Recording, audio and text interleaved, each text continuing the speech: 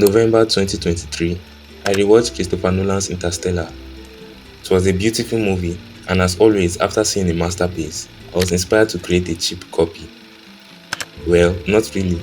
I was inspired to create something similar, a space exploration short film. But I'm not a filmmaker. I don't see myself as one, to say the least. So I reached out to Victor, who is a member of the Critic Company, a filmmaking company in Nigeria, and is also a close friend. It was really easy to get him convinced since we've always planned on working on something together. So I spent the next couple of weeks gathering references.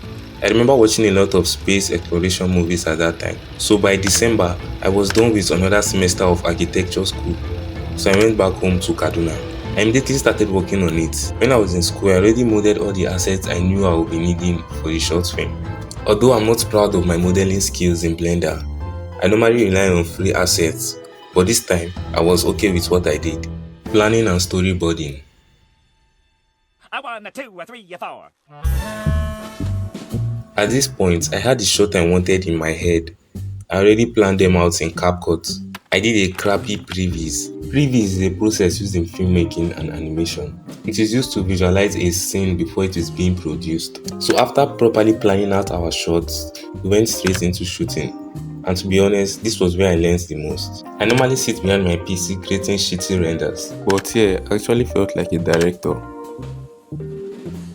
By the end of the year, after shooting, I had to return back to school again. I left the shots with Victor for him to rotoscope, and when he was done with rotoscoping, sending the shots back to me became a problem because each shot was about 2 gig and we had about 30 different VFX shots to work on. Sending the files was really difficult, and since we had zero budget, it was almost impossible. Yeah, I know it sounds silly, but that was our reality. Plus, I had to put the project on hold to work on other side projects.